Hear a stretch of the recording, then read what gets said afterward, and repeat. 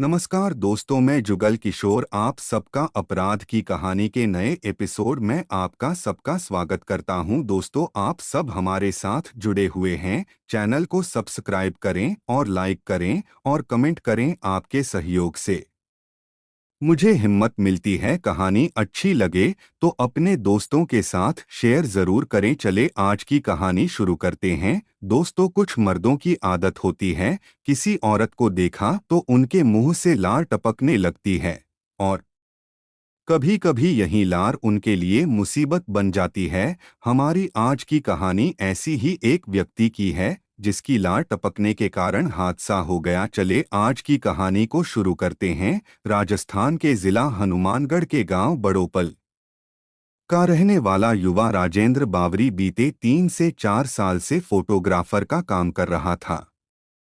हालांकि उसके नैन नक्श साधारण थे, पर उसकी व्यावहारिकता, बॉडी लैंग्वेज व खिलखिलाकर हंसने की आदत उसे निखरा निखरा रूप देती थी। राजेंद्र ने माणकथेड़ी गांव में फोटोग्राफी की दुकान खोल रखी थी, पर वह मोबाइल फोटोग्राफी को ज्यादा पसंद करता था। रंगीन तबीयत का धनी राजेंद्र विपरीत लिंगी को पहली मुलाकात में ही दोस्त बना लेता था। शादियों में उसके पास एडवांस बुकिंग रहती थी। अक्टूबर 2021 में राजेंद्र बावरी नजदीक के एक गांव में विवाह समारोह की फोटो कवरेज के लिए आया हुआ था।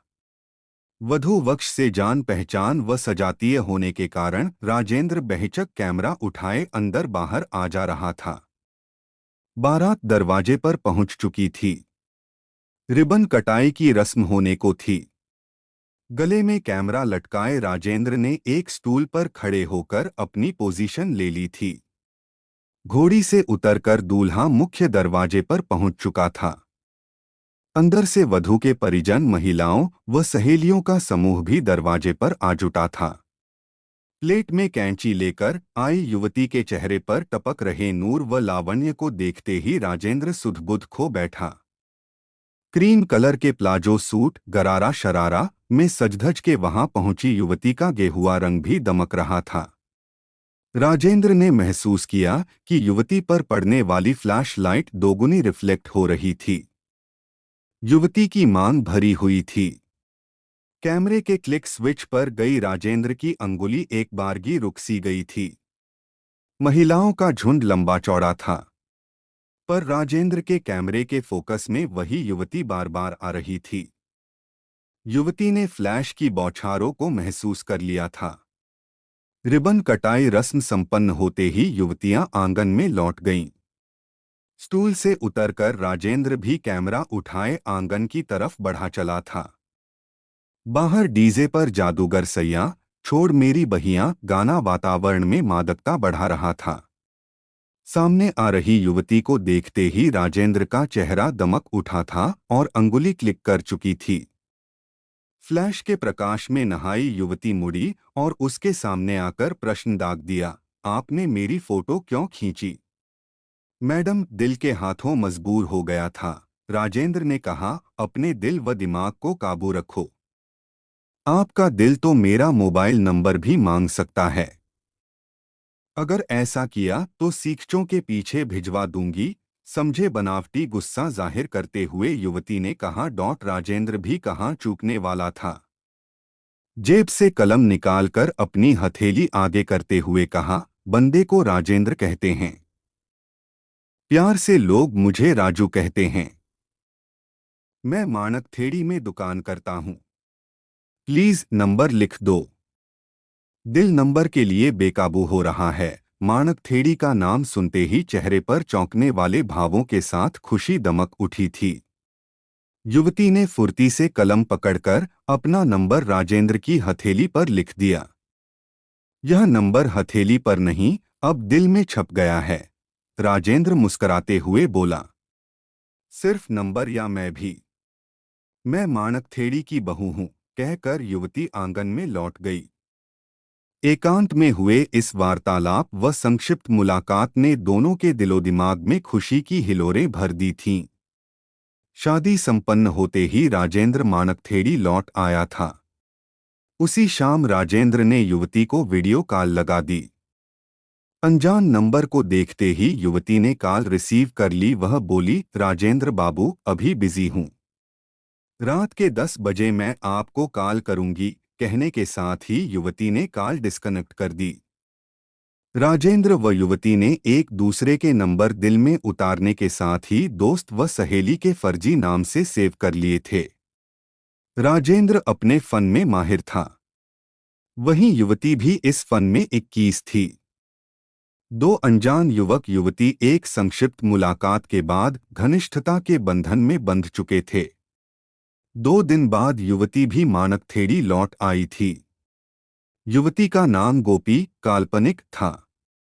वह रावतसर तहसील के गांव 12 DWD निवासी सोहनलाल की बेटी थी और इसी साल उसकी मानकथेड़ी के धोलूराम बाबरी से शादी हुई थी। मैट्रिक पास गोपी के ख्वाब ऊंचे थे।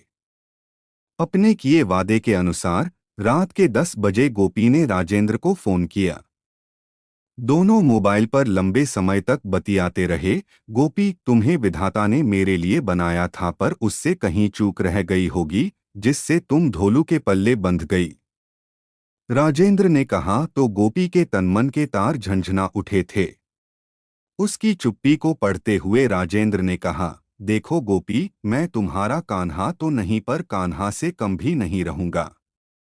देखो राजू, शादी ब्याह तो किस्मत के तय किए होते हैं। प्रेम प्रणय को बुलंदियां देना तो प्रेमियों के ही हाथों में होता है। गोपी ने राजेंद्र के सामने जैसे दिल खोल कर रख दिया था। आखिरी कथन ने दोनों प्रेमियों के भविष्य की मंजिल तय कर दी थी। गोपी ने यह भी बता दिया था कि वह रात के 10 बजे के बाद ही फोन कर पाएगी। राजेंद्र की दुकान पनघट के रास्ते में थी। पानी लाने या अन्य किसी बहाने गोपी राजेंद्र के दीदार कर लेती थी। घूंघट प्रथा सख्त होने के बावजूद गोपी चोरी छिपे अपना चेहरा राजेंद्र को दिखा देती थी। इश्क और मुश्क कभी छिपाए नहीं रखे जा सकते। यही उन दोनों प्रेमियों के साथ हुआ था। किसी ने गोपी के पति धोलू तक बात पहुंचा दी थी। शांतिप्रिय व खुद में मस्त रहने वाले धोलू के लिए यह खबर विचलित करने वाली साबित हुई।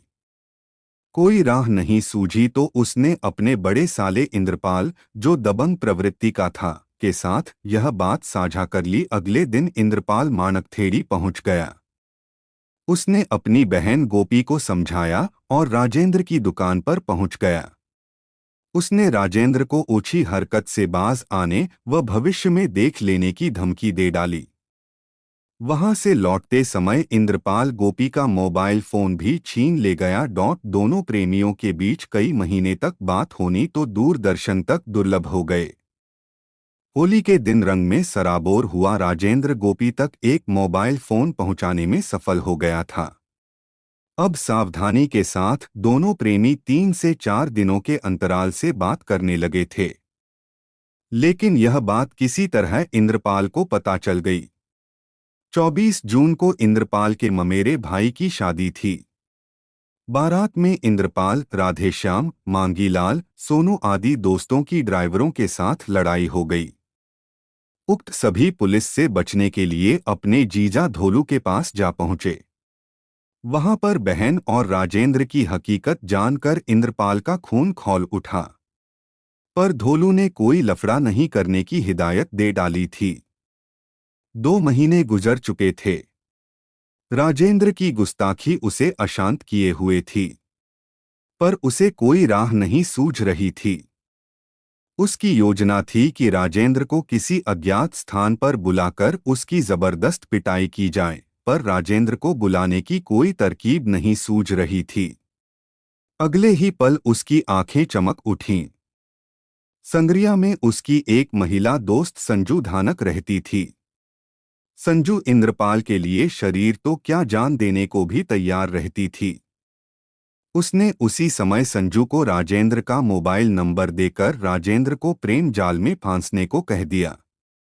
इंद्रपाल ने संजू को यह भी समझा दिया कि वह राजेंद्र को यह विश्वास दिला दे कि गोपी उसकी पक्की सहेली है और वह उसी के कहने पर खुद को राजेंद्र को सौंप रही है।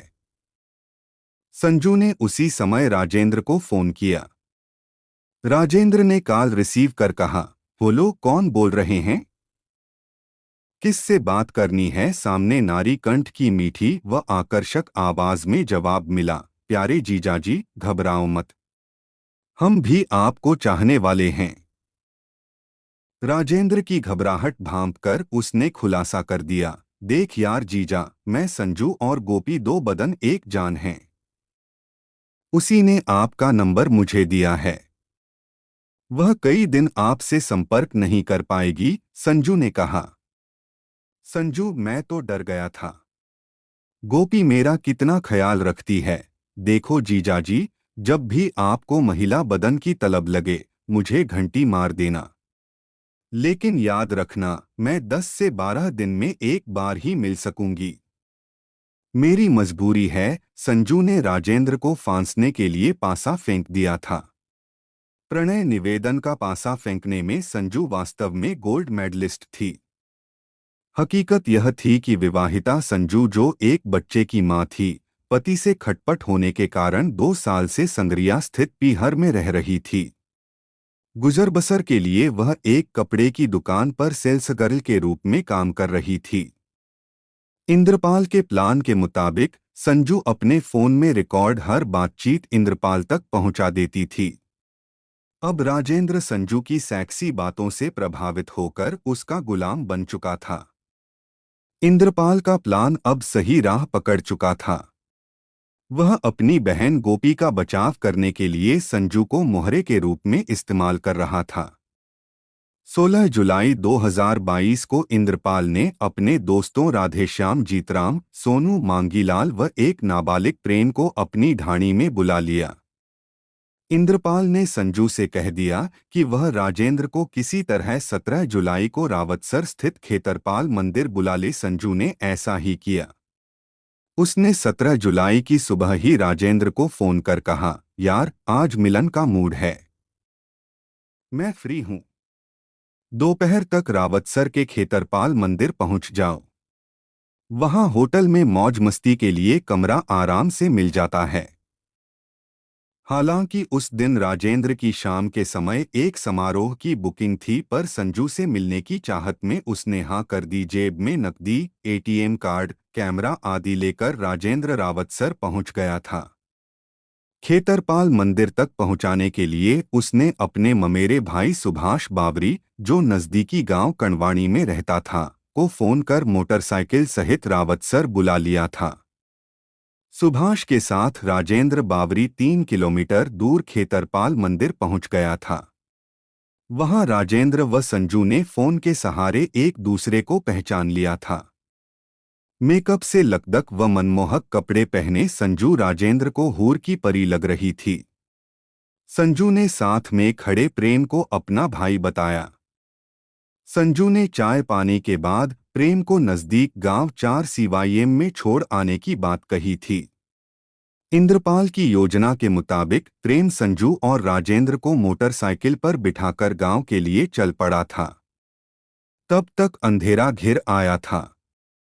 जैसे ही कच्ची सड़क पर मोटरसाइकिल उतरी, वहीं घात लगाए बैठे पांचों दोस्त राजेंद्र पर टूट पड़े। लाठियां व ठोकरें लगने से घायल हुआ राजेंद्र बेहोश हो गया था। उन्होंने उसे घसीटकर झाड़ियों में डाल दिया। उसी दौरान राजेंद्र ने दम तोड़ दिया था। सुबह एक अज्ञात राहगीर ने झाड़ियों में शव पड़े होने की सूचना रावतसर थाने में दी। सूचना मिलते ही थाना प्रभारी रविंद्र नरूका मौके पर पहुंच गए। लोगों ने उसकी शिनाख्त गांव बड़ोपल निवासी धर्मपाल बावरी के बेटे फोटोग्राफर राजेंद्र के रूप में की। पुलिस ने शव बरामद कर उसके घर वालों को सूचना दे दी थी। राजेंद्र के फोन में आखिरी कॉल संजू की थी। पुलिस ने तुरंत संजू को हिरासत में ले लिया। सख्ती से की गई पूछताछ में संजू ने अपना अपराध स्वीकार कर लिया। तब पुलिस ने संजू के बताए अनुसार अन्य मुलजिमों की पहचान कर उनके खिलाफ भादंसन की धारा 302, 364, 382, 201 व 120 बी के अंतर्गत मुकदमा दर्ज कर लिया गया। रावतसर की डीएसपी सुश्री पूनम चौहान के निर्देश पर प्रकरण की जांच थाना प्रभारी रविंद्र नरूका ने अपने हाथ में ले ली थी। पुलिस ने दबिश दी मगर संजू के अलावा अन्य आरोपी फरार हो गए थे। आरोपियों की गिरफ्तारी के लिए पुलिस की 8 टीमों ने अथक भागदौड़ कर शेष आरोपियों जीतराम, सोनू, मांगीलाल, इंद्रपाल, राधेश्याम व नाबालिग प्रेम को अलग अलग जगहों से गिरफ्तार कर लिया। रिमांड अवधि में पुलिस ने लाठियां, मोटरसाइकिल आदि बरामद कर प्रेम के अलावा सभी आरोपियों को न्यायिक अभिरक्षा में भिजवा दिया था। प्रेम को बाल न्यायालय में पेश कर बाल सुधार गृह भेज दिया। सभी आरोपी बावरी जाति से हैं, जबकि संजू पत्नी शिवलाल निवासी संगारिया धानक है। निर्मम हत्याकांड का चश्मदीद गवाह सुभाष बावरी है, जो अपने ममेरे भाई राजेंद्र को मंदिर छोड़ने पहुंचा था। सुभाष ने संजू व प्रेम के अलावा वहां संदिग्ध लग रहे अन्य आरोपियों को देखा था। अपनी बहन गोपी के दाम्पत्य जीवन को बचाने के लिए इंद्रपाल के अविवेकपूर्ण निर्णय ने न केवल अपना बल्कि 6 अन्य नौजवानों का भविष्य भी अंधकारमय कर दिया। दोस्तों, आपको कहानी अच्छी लगी हो तो चैनल को सब्सक्राइब जरूर करना और लाइक कमेंट भी कर देना। आपका लाइक और शेयर मुझे हिम्मत देता है। कल फिर आपसे मिलेंगे एक और नई कहानी के साथ। तब तक अपना ख्याल रखें। धन्यवाद।